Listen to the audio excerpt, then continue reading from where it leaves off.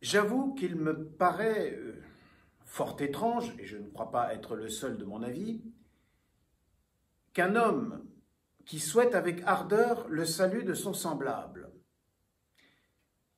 le fasse expirer au milieu des tourments, lors même qu'il n'est pas converti.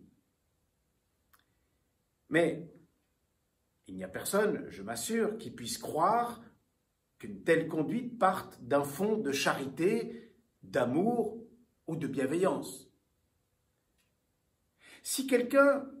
soutient qu'on doit contraindre les hommes par le fer et par le feu à recevoir de certains dogmes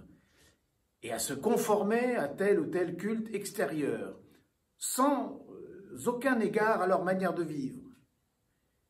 si, pour convertir ceux qu'il suppose errants dans la foi, il les réduit à professer de bouche ce qu'ils ne croient pas et qu'il leur permette la pratique des choses mêmes que l'Évangile défend, on ne saurait douter qu'il n'ait envie de voir une assemblée nombreuse, unie, dans la même profession que lui. Mais que son but principal soit de composer par là une Église vraiment chrétienne, c'est ce qui est tout à fait incroyable. On ne saurait donc s'étonner si ceux qui ne travaillent pas de bonne foi à l'avancement de la vraie religion et de l'Église de Jésus-Christ emploient des armes contraires à l'usage de la milice chrétienne. Si, à l'exemple du capitaine de notre salut, il souhaitait avec ardeur de sauver les hommes, il marcherait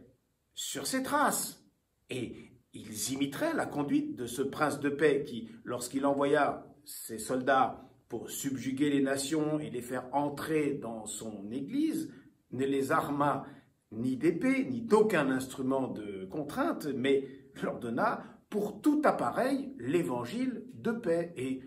la sainteté exemplaire de leurs mœurs.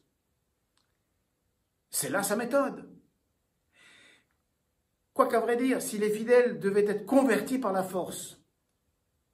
si les aveugles et les obstinés devaient être amenés à la vérité par les armées de soldats,